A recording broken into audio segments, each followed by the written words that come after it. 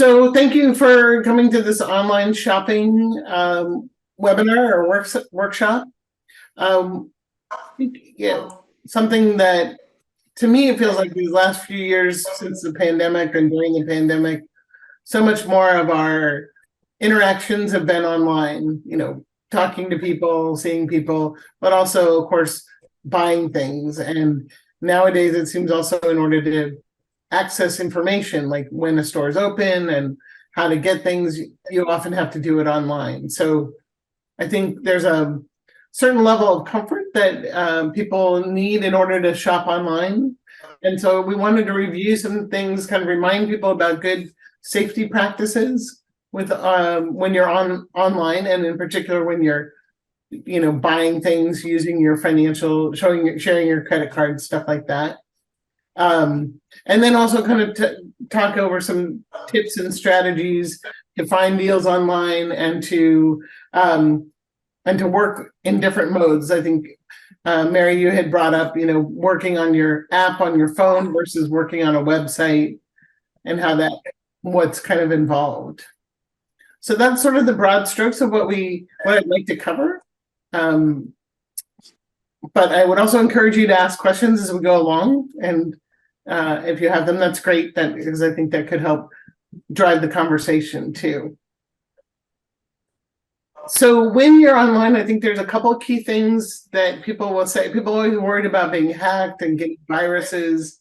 And the more things you do online, the more your information is out there in some way. Like when you buy something, your email address gets registered at that company, at that store.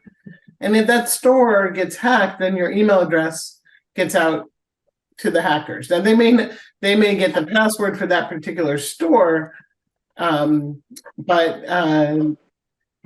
they have your email address. And what I think I've been seeing, and a lot of my clients have been seeing, are a lot of emails that come from companies that look as if like they want you to like log in again, reset your password. It looks kind of odd. So these things are called phishing schemes, where they're phishing for your information to try and get you to reveal things like your password.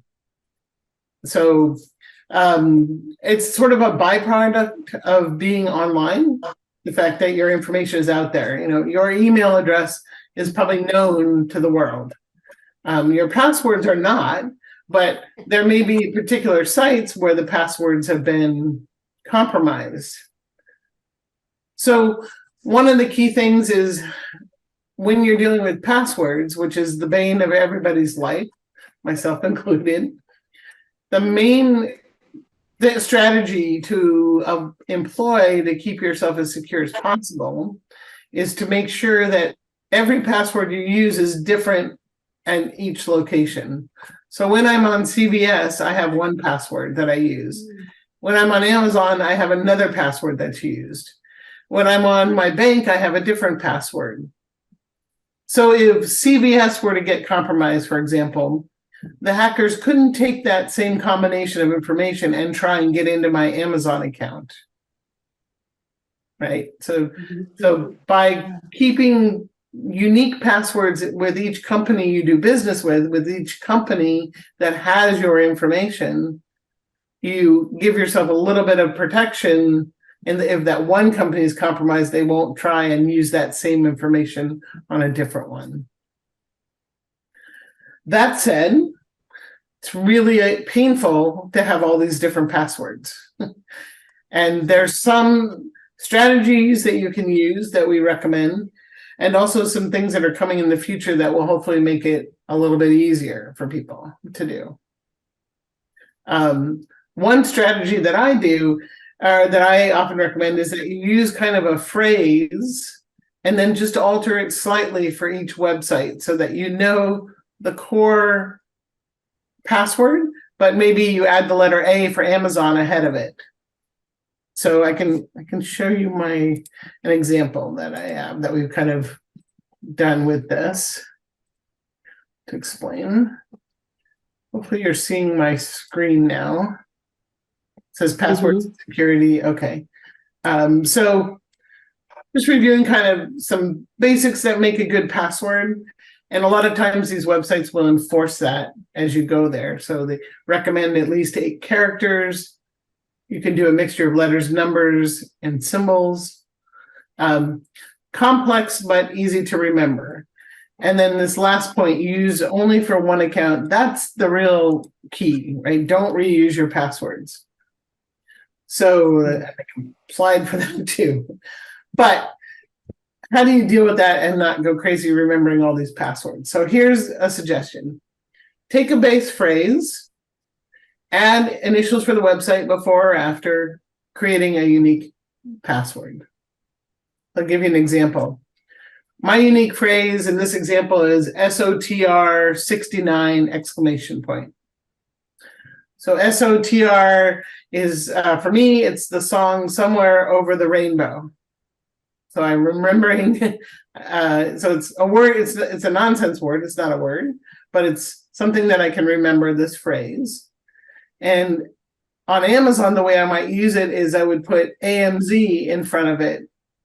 So I know if I'm guessing my passwords, I know what that is, that I'm using. But if Amazon were to get compromised and someone were to take my email and password and try it on, let's say, my bank, it wouldn't work because I have a slightly different one at the bank.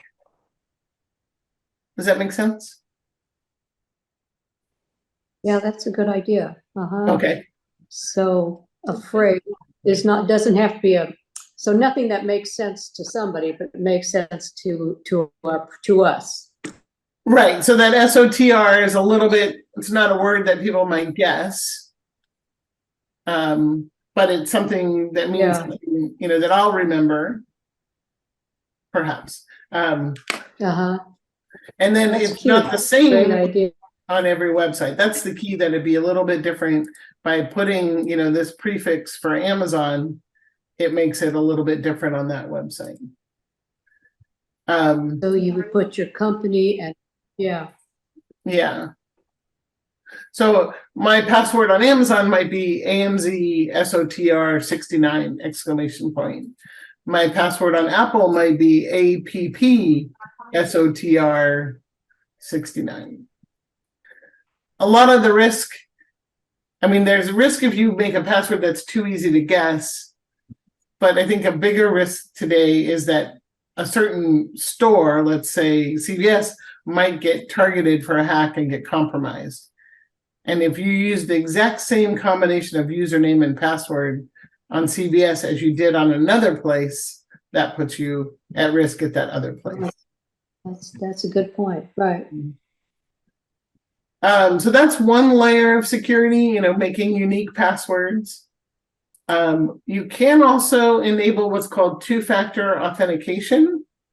So that means in addition to a username and password, you get a code sent to your phone or your email, a text message that that is a one-time use code. So the first time I log into, let's say, if I've set this up on Amazon, when I log in with my username and password, I get a code sent to my phone that I have to put in that expires, as soon as I put it in. So that way, if somebody tried a username and password that maybe they got from somewhere else, they tried it on Amazon, they wouldn't be able to get in because they wouldn't presumably have my phone to be able to get that one-time use code. It makes it a little bit more complicated when you log in the first time from your, let's say, your computer or your phone. A lot of sites don't make you do the code every time. Some do. Amazon is one where if I've logged in and then I log out after a while, the next time I log in, I have to use a code again to do it. So, but it gives you an extra layer of security. So sites that have sensitive financial information, your bank, your savings, a site like Amazon where, in my case, I do a lot of shopping there. I enjoy or I use the two-factor authentication. I might not do it on a site like CVS where I don't shop very much. Well, maybe I would CVS because that's got prescriptions, but maybe a site like Netflix or something. I'm not as concerned about that.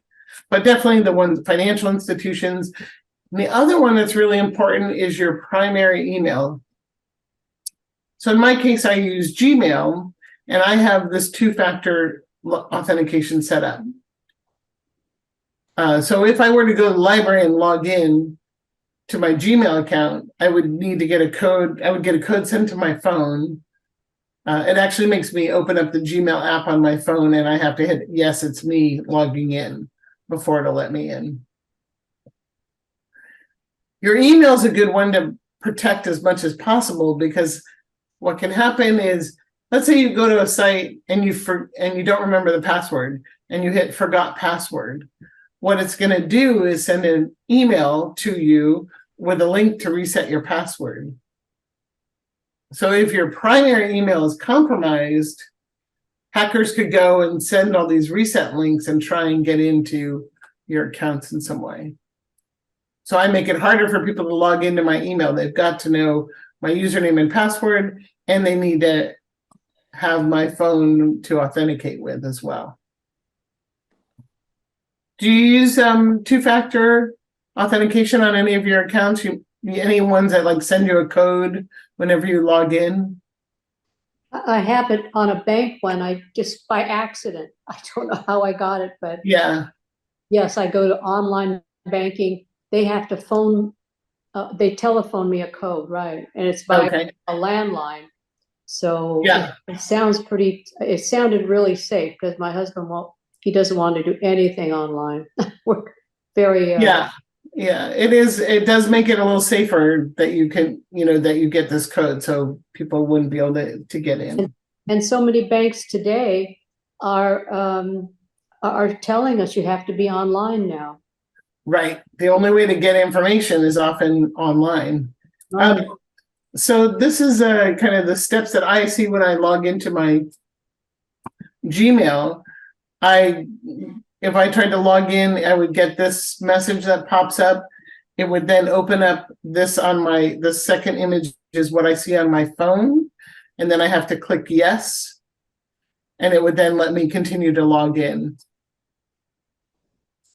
The third image over here is from Microsoft, an example that I have with my Microsoft account.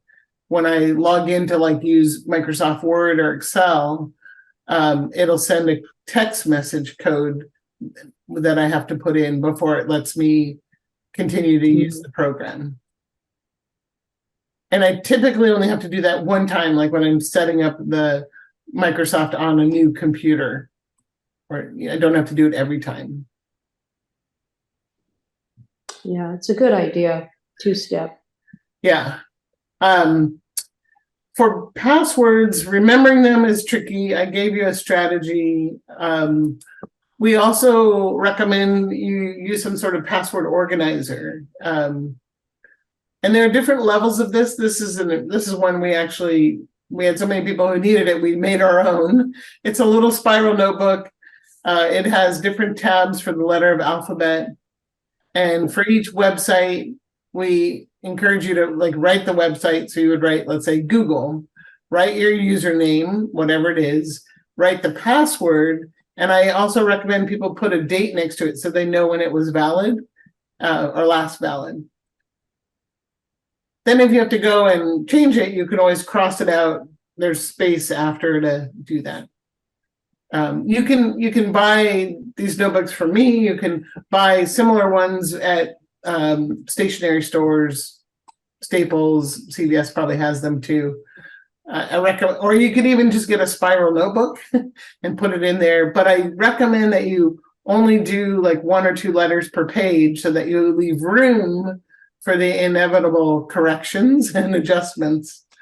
We have a lot of clients who, they bring out their stack of paper where there's, arrows crossing where going, what was this? And then it went to this and then became that. And, it's very easy to get overwhelmed and not know what's the correct password. And I think the risk in writing it down and perhaps having this physical notebook get lost or stolen is counteracted by the benefit of encouraging you to make good, strong passwords and have them there that you can refer back to. Most of the time, I think the risk is from people hacking a particular company and not really, going after you as an individual. I would probably recommend you leave the notebook like at home in a safe place. Maybe if you're coming to a class, we tell people to bring your notebook if you need that. So that's an approach. There are more advanced approaches. You can use a password manager. This is what I use actually, where there's an app in your phone and it records your passwords. And we might, if there's interest, we might do a whole class on kind of showing people how to use this. They're a little bit of a pain to set up because you need to record each password first, typically by going to the website and logging in. And then once it's registered, it's pretty easy to use. Like if I were to log in this example on Evernote, I would just tap on the name that's there and it would read it from my 1Password. It does a face scan to recognize me and it fills in the information. But Linda, isn't that on Yahoo? So one day I went to something on Yahoo and there was all my accounts and it seemed to know where the passwords are. So the browsers can keep track of your password. If you use Chrome or Safari, they can keep track of your password as you go. This is actually a separate program that keeps track of your password. And it can even generate passwords for you. Mm-hmm. So most of my accounts now, I don't use my own self-generated password. I use one that it recommends and I rely on the password manager to keep track of it. Yeah. And then of course there's risks with that too. You've got a place that has all your passwords in it. And there is one company called LastPass, which has had a breach in the past. 1Password has been very reliable and very stable. So I've been pretty confident using it. I used to use LastPass. Dashlane is another good product that I think I've got on this slide here.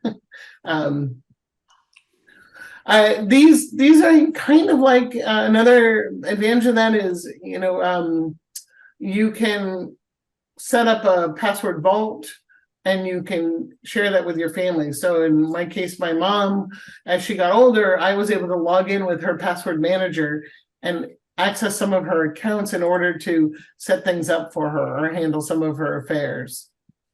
So it was kind of handy that way. Yeah, and I think they are working on new password technology, something called passkey, which then you won't even have to remember the passwords.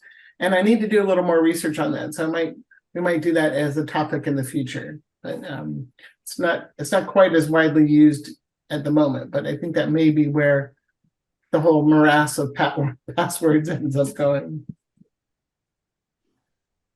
A little bit about online security. They said because we live our life online to some extent, if we're shopping or things like that, your email is out there, which means people could be emailing you unsolicited and trying to trick you into doing things. Mm-hmm. So just receiving an email like that doesn't really put your device at risk. It's when you click on a link and do something that they get your information. They call this phishing, as I said, and things to look out for are things like spelling and grammar errors. A lot of times they're using like cheap translation software, so it's not very well, doesn't read correct. Things that come out of the blue that you're not doing something with that and you get that.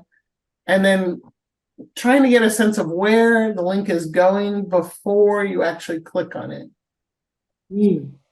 So I'll show an example of that. So here's an email that has a few suspicious things in it, right? So it's from Amazon Management.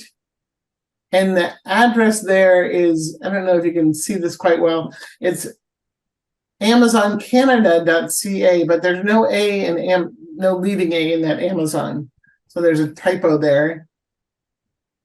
It's a little blurry there. So the email address doesn't look right. Now people can kind of you can put your name, let's say your name is Amazon, but the actual email address could be something totally unrelated. You can change the displayed name essentially.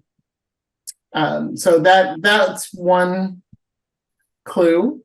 Another clue is sort of a generic greeting.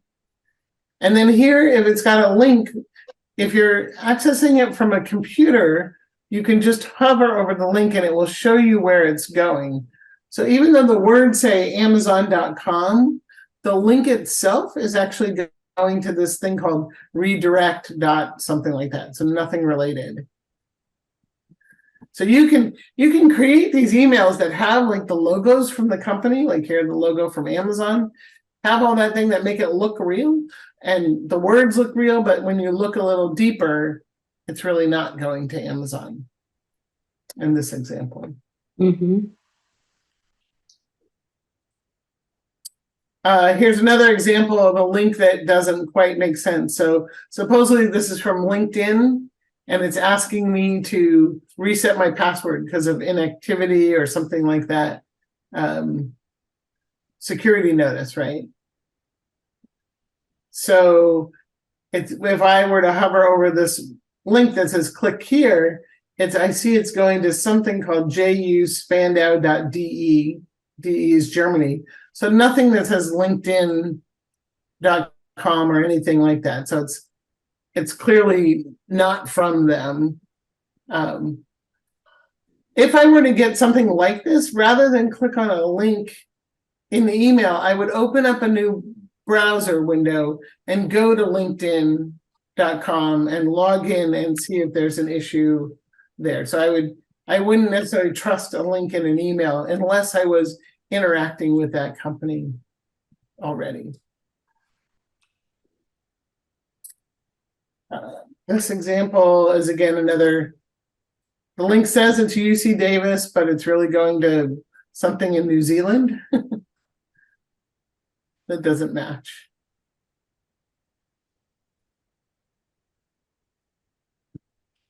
Here's one. This happened to one of my clients. And actually Gmail kind of flagged it for me, which I thought was pretty good. I got an email from Janice that said, just checking in. And it was flagged as suspicious, but not every email program will do that.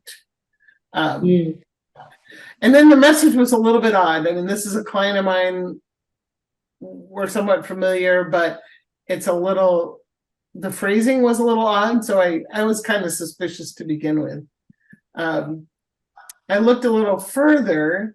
I went under, so where in my browser, when next to where it says me, there's a little triangle there. When I clicked on that triangle, it showed me that the email was from Janice, and it gave her email, which I recognize. But interestingly, the reply address was something different. Something at Hotmail. So when I reply, it's not going to go to her Comcast account. It's going to go to this Hotmail account. A lot of that going on, and they just say, checking in, how are you? Yeah. So I delete right away. Exactly. And that's the big thing to do. Just delete it. You can check and see if the reply matches from.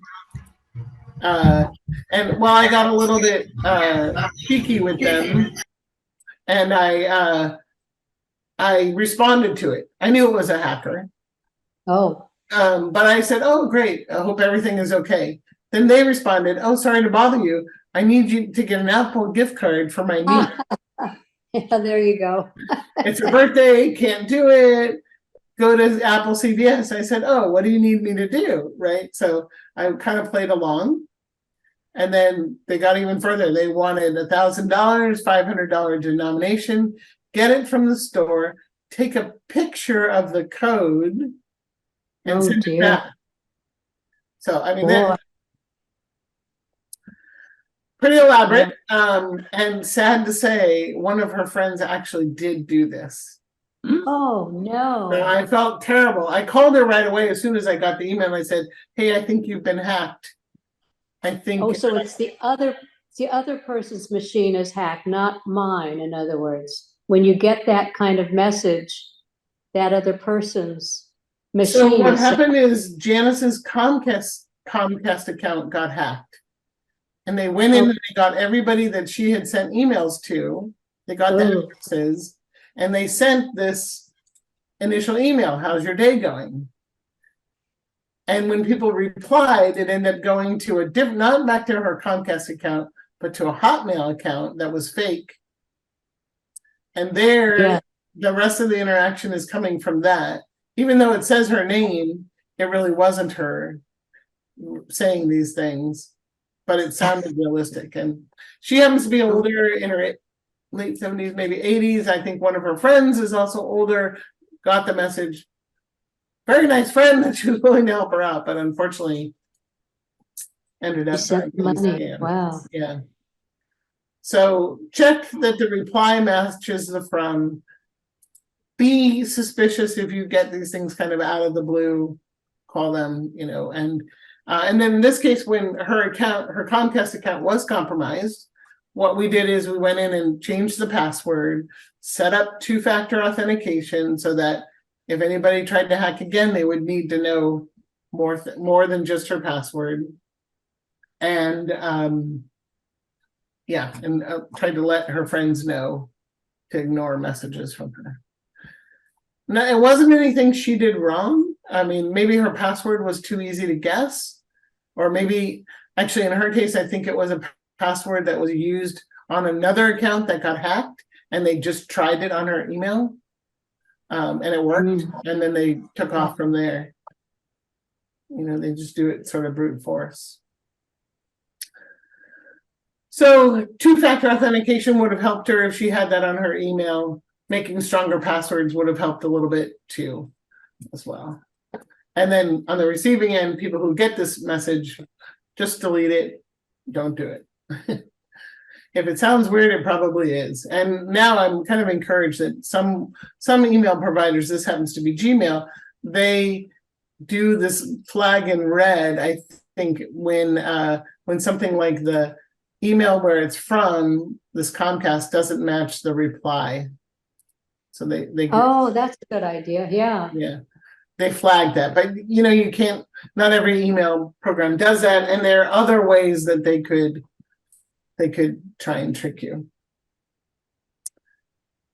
Yeah, does that make sense? Any questions? Eddie, I'm glad you joined us. If you have questions, you're welcome to unmute and ask your question.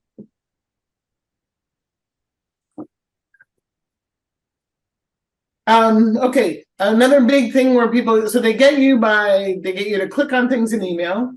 Then another thing that happens is that things pop up when you're on a site, you get an ad, and in order to make it go away, you accidentally click on the thing, and then it brings up something else that looks threatening. So that's happened to a number of our clients that we know, that they go to a website and it starts to, in order to get the information they need, they have to clear things out of the way, and they accidentally click on something. So there are some tools that you can use. I can show this on my browser here that help you to suppress the ads. Because a lot of the monetization on the web is through advertising, sometimes it's hard to do. But as an example, if I go to the USA Today website, you'll see that I get the USA Today page. And up here in the top bar, I have an ad blocker installed, and it's telling me how many ads it's suppressed on this page. So this one alone had 21 ads that I did not see. So let me show you what this page looks like if I were to enable the ads. I'm going to go back to that site, USA Today. And USA Today is not particularly bad about it, but it's one of, you know, they pay for their services with ads. I'm going to click on this ad blocker and turn it off and reload the page so you can see what it looks like without the ad blocker. So first off, I get this pop-up. So it's one of those things I got to get out of the way. And if I don't hit the X in the right place, I might actually end up going to where that link is, in this case, trying to get me to subscribe. And then there's an ad at the top, Partners in Health. And then there's a bunch of ads on the side and probably in between. Usually they label it with an ad, but they're all different places. So the page is a lot more cluttered. To find the article I'm interested in, I have to go through some of the ads. Kind of Linda, what does that cost for the ad blocker? this one, this is free. This one that I use on my browser here is no cost. Most of them are free, or the ones that I know. So here's the version of the USA Today page without those ads. You see, it's a lot simpler than this one. I'm using, in this example, the Chrome browser, and this extension is called uBlock Origin. So I'll just show you what this one looks like.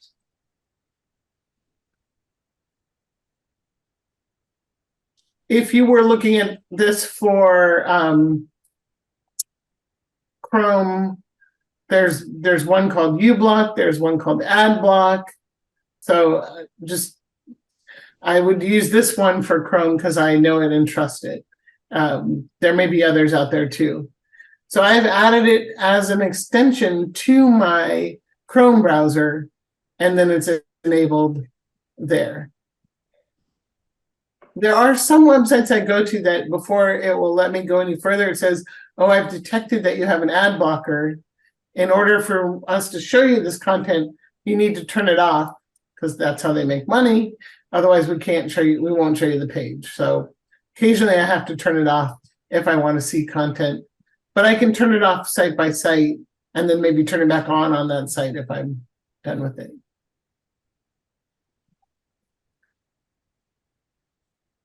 Do you use Chrome or do you use a different browser?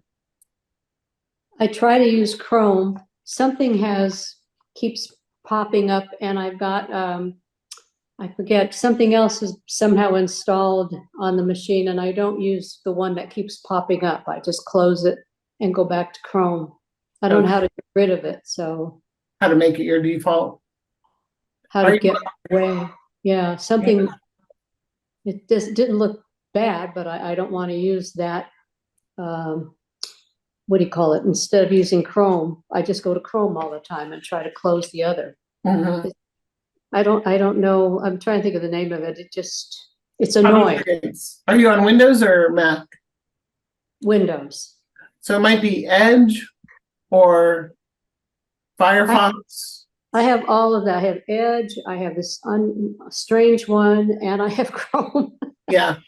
And I try not to use anything but one, so I don't know what the others. Yeah. Someday. There usually is a place in the settings where you can do it. Sorry, Andy, did you have a question? I used Edge and wonder what would be available with Edge. I have With Windows Edge? 11. I'm not sure. Let's see. We could Google that. Between Microsoft and Google, I think Google offers your data worse than Microsoft. So I'll try to avoid Chrome. So it does look like in Microsoft Edge you can tell it to, under advanced settings here, you can block pop-ups. Oh, okay. You could try that. And there may be one called AdBlock Plus. AdGuard I've heard of and I've used on the Mac, which might be available for Windows. One thing you can check in your browsers too is make sure that somebody hasn't installed an extension for you that you don't want to use. Sometimes I've had clients who their browsers, it doesn't work, it keeps getting hijacked and taking them different places. And it could be that a spurious, what's called an extension, has been added to that browser. Probably because they accidentally clicked on it and trying to get things to go away, they clicked and it installed. Yeah, I try not to use many extensions because I Yeah. like to keep. I like to keep the browser to its original state, simple, and no cluttering. I don't want any add-ons, if possible. Yeah, so in Chrome, there's the extensions are this little button here, and it shows you which ones you've installed. Mhm. So if there's something you didn't install or you didn't mean to, you could click on it and remove it from Chrome.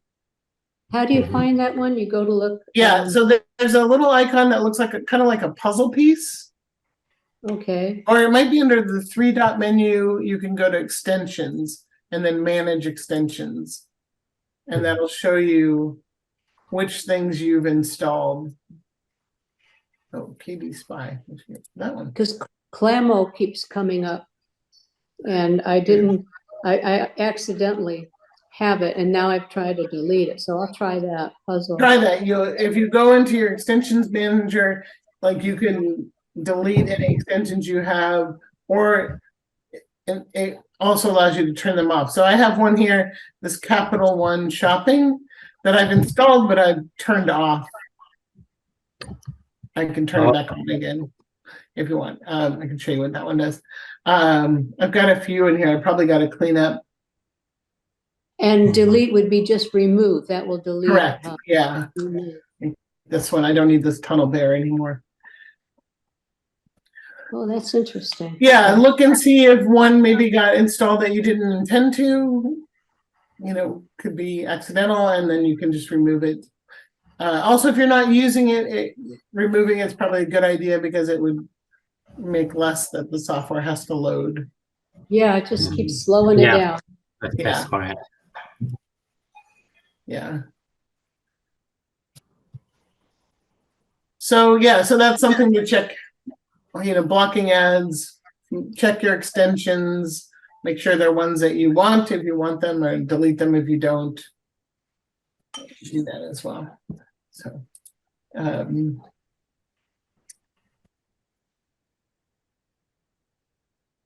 yeah. That's kind of concept on safety. We talked about passwords. If you are putting in personal information, passwords, things like that, you want to make sure that the site has a lock next to it. So as this here, and in the address bar at the top, there's a little lock that indicates that it's using a secure connection to do that. If it were unlocked, then your data is not encrypted as it's going back and forth to that website. Most sites nowadays have that little lock there. So that's something to check. Refresh my memory, how do you, when you are finished with the computer for the day, how do you get rid of cookies or things that are hanging out in the machine or in the browser, whatever you call it? Yeah. Yeah, so that's good segue to this section here. Cookies. So quick recap what cookies are. These are little bits of information that websites store as you visit them. So it could be things like your username and password, could be things that you look at, and then they can use that to, when you go to their site, to kind of make it a little smoother for you. So the next time you go there, your login is faster and easier because it's remembered that. They also can sell that data. So that's why if you're on one site looking, let's say, for shoes, and then you go to USA Today to read an article, you start to see ads for shoes. Right. Showing up. So that's the trade-off with it. I don't always disable cookies or delete my cookies because I can be a little bit lazy and I want to log in quicker without having to re-enter a lot of information. But you can remove your cookies as you go. In Chrome, there are settings, and in Edge and all the browsers, they have settings. In Chrome, it's under the 3-dot menu, and then in settings. And then I believe it's privacy and security. It's part of your browsing data. So you can tell it to remove. So there here, cookies and other site data, there's 260 sites that have some information about me. And I could clear that out. I could clear out, actually, there are none that have passwords because I use the password manager, so there's nothing really there. I think you can.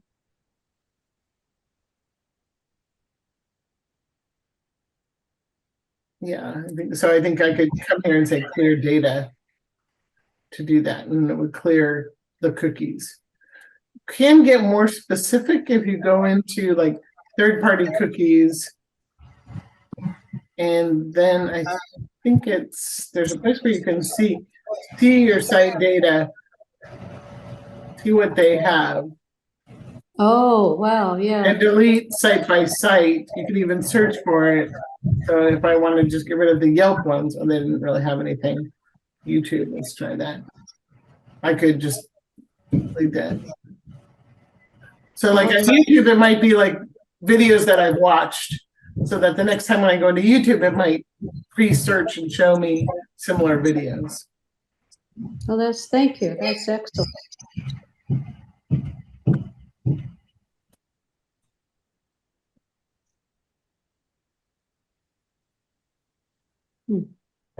Now to prevent having to go through and like manually delete cookies, and I think there is a setting where you can say as soon as you close the browser, it deletes all your cookies. Again, you might experiment with that and see if you don't like the way that makes it when you work online. One thing you can do if you know you want it to be temporary is you can use a private or an incognito browser. And when you close out of that browser, then all of the cookies, all of the things that you've done get deleted. So example of that, if I were to look for airfare, like I said, I'm going to take a flight somewhere, there have been some reports that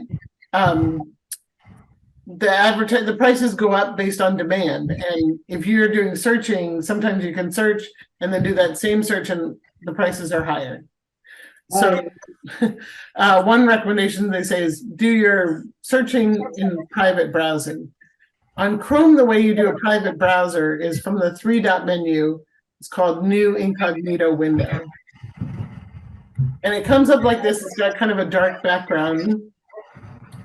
And it tells you that you can browse so that other people who use the device, they won't see your history. When I close this window, all the browsing history and cookie data gets removed. So it kind of does that for me without having to think about it. That's a good idea. Yeah, definitely you want to do it like if you're traveling and you're on somebody else's computer and you want to check your email or something, you would open up an incognito or a private window, I think is what it's called on Edge, and then do your searching and then close out. Or if you're at the library, I think actually the library by default, it uses private browsing anyways. That way the next person who comes up to the computer doesn't have access. I think the library does it on its own or anyways, but if you're in a hotel, or some public computer that you're using, then I recommend that. Why do they say that in an airport that it's not safe to use a computer or a handheld? Why do they say that if you get online at an airport? Why is that so jeopardy there? I think what they're talking about is if you're on a public wireless network, a public Wi-Fi network. Right. People could have devices on that network that are just grabbing all the information. And if there's information that goes out that's not encrypted, it could be hacked and could be used. So I would probably try and use cellular when I could if I'm at a place like the airport. Now, cellular can also be hacked. I think there's risk there, but it's not as great as on a public Wi-Fi network. If I did need to do something on a public Wi-Fi, let's say I'm at the coffee shop or something like that, I might try and use my phone and just use cellular rather than use the computer. But what is the requirement to use cellular? It's like someone said you have to have 5G, or what do you have to pay for to get that cellular? I think it depends on the carrier. Say that again? It depends on the carrier. Who is your provider? And Oh, what is the okay. plan? Yeah. For me, I use T-Mobile, and data is almost like limitless, so I don't care about using a lot of data. So what I do is that if I travel, I actually use my cell phone and turn it into hotspot so that I can use my iPad or my computer to log onto the hotspot. So I have privacy, and I don't use the Wi-Fi from the hotel. Right. So the phone is acting like the Wi-Fi that only your computer. It has the hotspot capability. So that only But of your course, computer can connect to it. So you're Yes. limiting what else is on that And network. what's more, the hotspot, I make it invisible so that it doesn't broadcast, and you have to know the name and the password in order to get into it. But of Wow. course, the connection, the speed is limited because it depends on cellular strength. Right. So if you're in a place where you're not getting cellular signal, you don't Then be able to do this. I couldn't do that. Yeah. But that is usually when I travel, when I stay in a motel, I don't use their Wi-Fi. I just don't use their Wi-Fi. I don't trust it. Oh, interesting.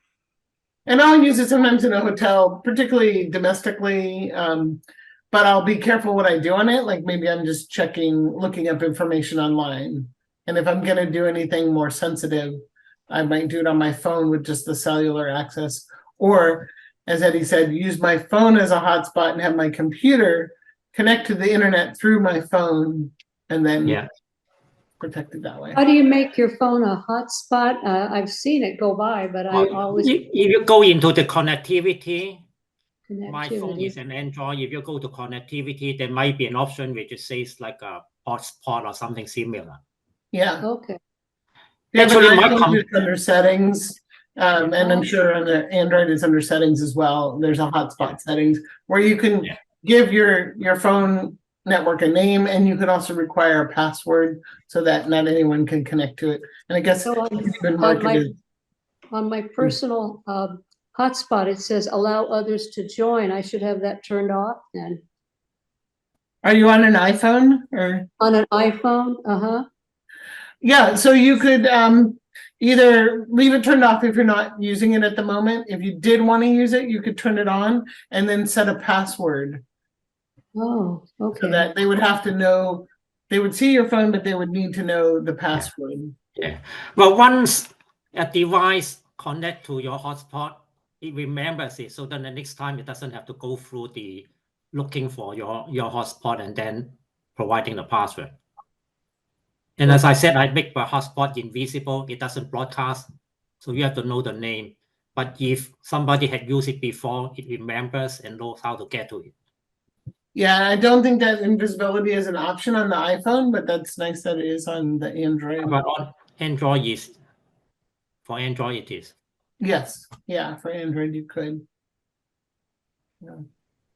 Thank you. That's very interesting.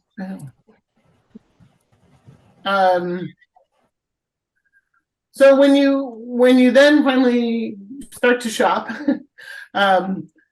there you could download apps for specific companies that you like to shop at. I have the Amazon app on my phone.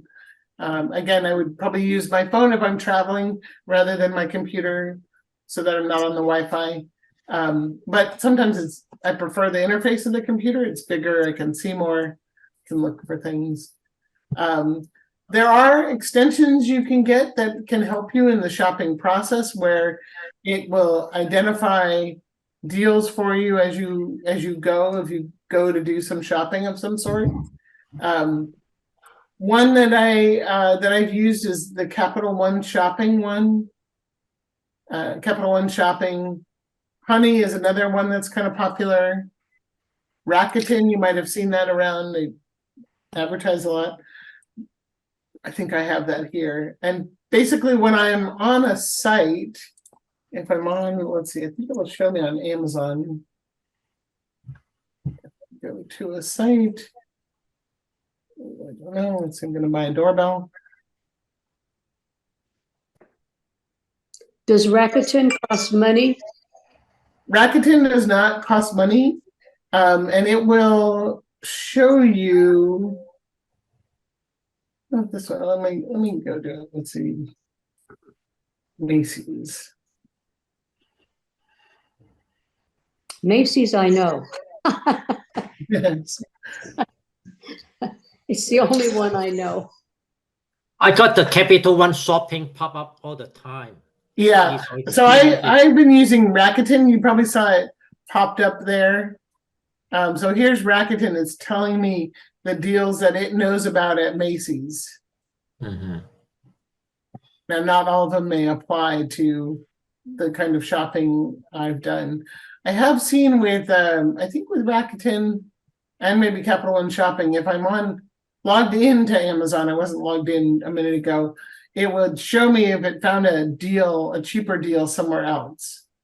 Wow. So it's like on eBay and I don't really want to shop there, but it does kind of alert me if it might be cheaper in another location. These are typically installed as extensions. This is the Capital One. This R is the Rakuten one. So can I make it go away? Remind me later. Oh, here's the Capital One. So it's kind of showing me the things that it knows about Macy's and some of its codes that you could try. Wow. I never used those shopping networks before. You don't use them? I don't use them. Yeah. I don't buy too much online. Yeah. Yeah, I kind of go in and out of using them. I had Capital One for a while and then I turned it off. Just gonna mute that call. But those are a couple that are pretty good. We're coming up on shopping season with the holidays, Black Friday and things like that. I found this kind of interesting.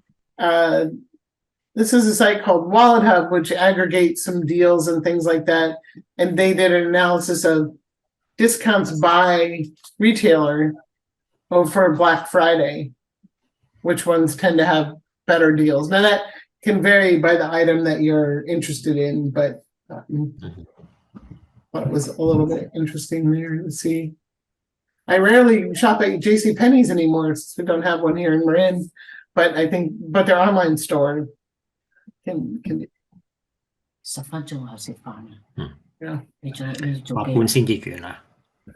you guys have any favorite shopping tools or sites? Oops, wait, you're muted, Mary. Sorry.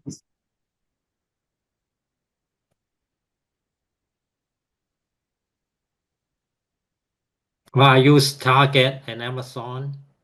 Okay. To get to the Rakuten site or the Capital One, Yeah. you go to the browser. Yeah, so Capital One, I think it's Capital One Shopping extension. And Oh, I see. That's how you had it. You added to the Chrome. I added it to Chrome, yeah. Okay. And then Rakuten. So with both of these, you can create an account on the CapitalOneShopping.com and Rakuten as well. And it does some tracking. If I go to my Rakuten site, oh wait, this is just for the settings. Okay. I use it also rather than getting cash back, which you could do. I have it so it gives me miles, American Express mileage reward. So it shows me there as it does it. as Okay. if I shop through there. You can shop through their membership rewards, that's what it's called. If I start at Rakuten and then go to Macy's, then I can earn money into my Rakuten account, and then which comes in the form of mileage points. It could also come in form of like cash. Yeah. Thank you. Got it. Yeah. I probably do too much with these sorts of things.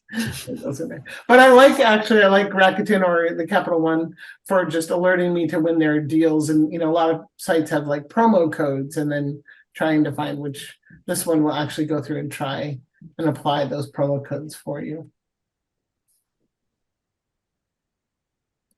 Cool.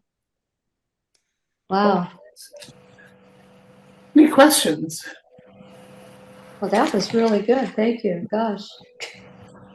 Shocked till I drop. Never leave home. That's really something. Well, I feel more secure. Now I understand, like, I found that ACE app and I now know how to put in a password. I hadn't done all that because. Yeah, put in a good unique password. Yeah, that makes a lot of sense. Yeah, a lot of stores have their own apps, and there are special discounts you get in the store if you use their app. I know Safeway has one. Whole Foods, if you have an Amazon account, you get 5% off your purchases, I think. Yeah, it all adds up. It does. We do more and more, but it's always a trade-off in that, you know, they're getting something from you, they're getting your information. Oh yeah, and they sell it. And they sell it, and they make money on it. If you can get a little money back, it's part of the process. Maybe that's not so bad. But I do recommend also, if you're doing online stuff, which is kind of inevitable these days, in addition to using good passwords and two-factor authentication, for your credit cards, recommend that you put on credit freezes so that nobody can take out new credit in your name without you unfreezing your account to do that. There are 3 main credit bureaus: Experian, TransUnion. What's the third one? Blanking on it. It begins with an E. Experian, Credit. What's the one?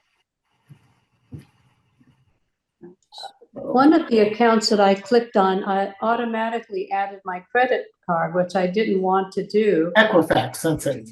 Equifax. Yeah. So I'm trying to figure how to get it out of there, but I haven't figured how to get, except that it's expired this month, so I'm okay. Oh, it might go away, yeah. Yeah, so if you put in a credit freeze with the 3 bureaus, Equifax, Experian, TransUnion, and you have to go to each of their websites separately, they will try and sell you a credit monitoring package, which you do not need to buy, but you can just do a credit freeze. And then if you were to want to get a new credit card, you would need to unfreeze it or thaw it temporarily so that people could access, the company could access your information. But yeah, if you go, let's see, I can show you where that is on here. Let's see. So I'm just going to look up Experian credit freeze. And I'll be careful that I'm going to an Experian website. Here's my, you can make an account with them. I'm going to sign into my account. Here you'll see I'm going to use my password manager. So I don't have to remember the password, it fills it in for me. But once I'm logged in, let me just make sure this is everything appropriate. I'm just loading it on another screen. Okay. So it's saying that my file is frozen. I could schedule a thaw, which means temporarily, let's say I was trying to a new credit card, that company could access, or anybody could access it, and then it would freeze automatically, or you can unfreeze it completely and then it's open. Because your credit cards are out there in a number of sites, you know, freezing them means that nobody will be able to, you won't, and no one will be able to get credit in your name until it's unfrozen. So it's fine unless you're going somewhere and you're trying to get a credit card or a loan, then you need to unfreeze it in order to get access so that they could give you credit. But if you're not in the mode where you're getting new credit cards or getting a loan, it's good to leave it frozen as one additional layer of protection. And many credit cards now, you've probably gotten this, they'll alert you if they suspect some fraud. You know, they'll send you a text message and say, you know, was this you making this purchase if you're in a different location or if it's an odd amount. Yeah. We were traveling, we hadn't been traveling in a long time. We were in Europe this summer, and I got a call in the middle of the night from Wells Fargo. It came up as Wells Fargo on my phone. And it said something like, you need to authorize this charge from Zelle. It was a certain amount of money. And I was like, wait, I'm not doing anything with Zelle, but there was something happening in my family where another family member, it was plausible that it might be happening.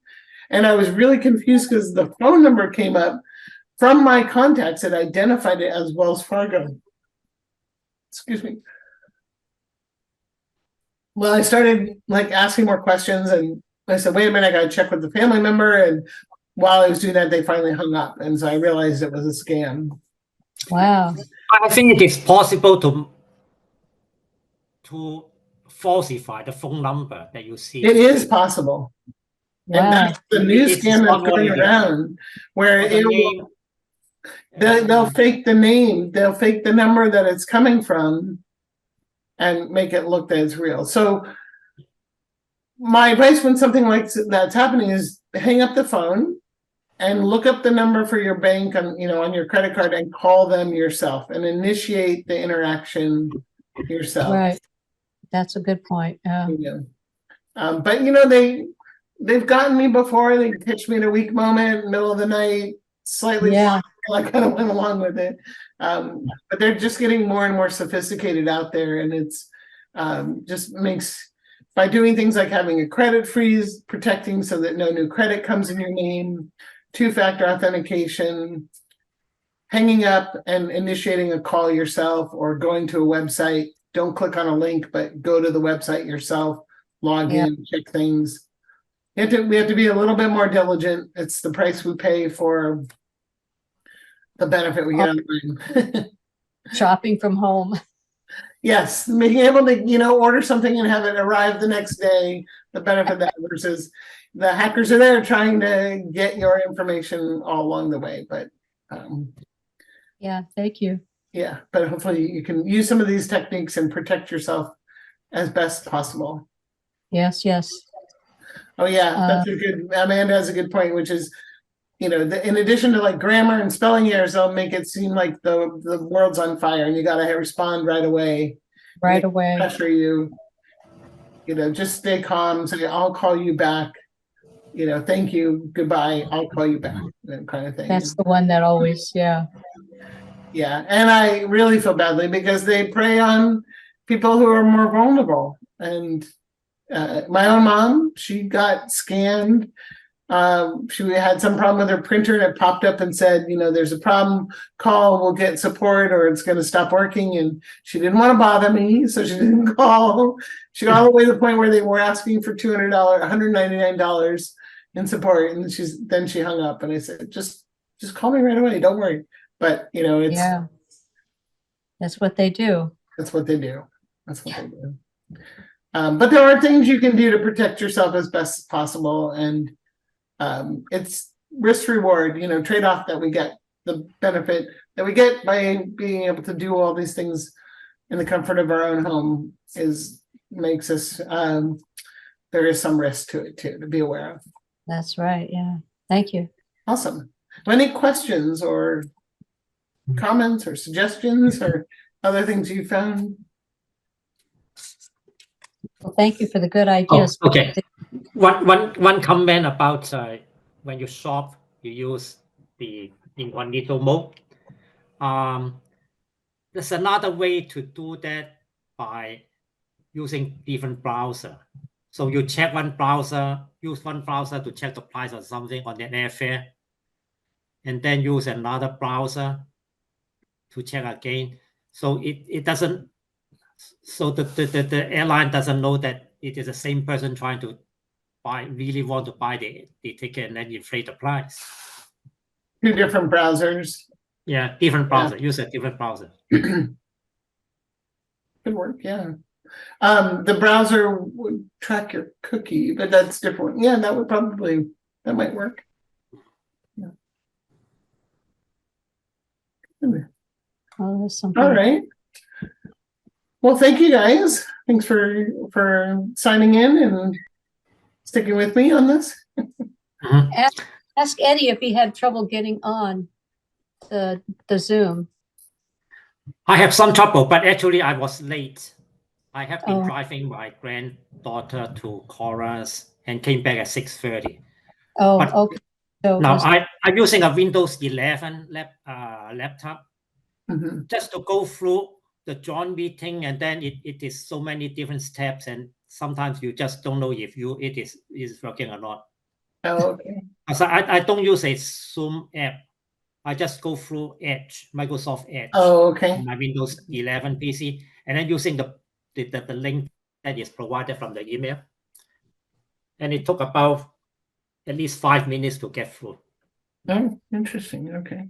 So this, since I missed half an hour at the beginning, is this going to be available eventually on? Yes, so I'm recording, and when we're done, I'll send the recording to our dude. And he will go through and make it pretty and then put it up on YouTube. It usually takes about a week. how do we locate on YouTube?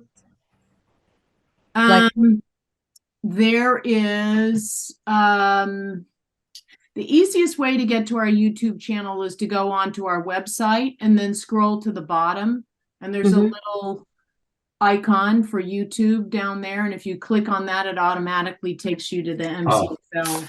Well, I think I subscribe to the Marin County. Is it on the Novato Library website, or? If you go to well, if you scroll down to the bottom of that page, because I think it's on all of the pages. Yeah, is it one so of there you these? go. Oh yeah. Second last. one Yes, here. second last. Yeah. All right. I haven't even looked at these myself. What was that? What was the arrow you clicked on? It was The YouTube's icon. the YouTube icon. Yeah, it was down here. This one. Second last. Oh, the little red thing. Okay. This one here. Yeah. Okay. I didn't understand how to get the replay. Got it. Okay, go to the. It's on all of the pages on marinlibrary.org. If you scroll to the bottom of any of the pages, it'll be. Oh, yeah. Oh, okay. Yes. I didn't know what it means. Okay, thank you. Okay, cool. Oh, yeah. Program. Linda, I don't get any smarter, Linda. I tell you, I get older. I get older, but not smarter. Amanda, how long do you keep the videos there? At least 6 months. Okay. Okay, so we'll look for that. Thanks. Okay. Great. Okay. All right. Okay. Thank you so much. I think coming up next weekend, or not, sorry, there's none in, I won't be doing a class in December, but in January, we're doing one on social media. And then February, one on Google Workspace, Google Docs and Drive and Sheets. Yeah. And in March, something on AI, Chat GPT. Okay, that would be interesting. Have a good holiday. Okay, thank you so much. We'll meet up Thank you. again. Thank you. Much appreciated. Thank you.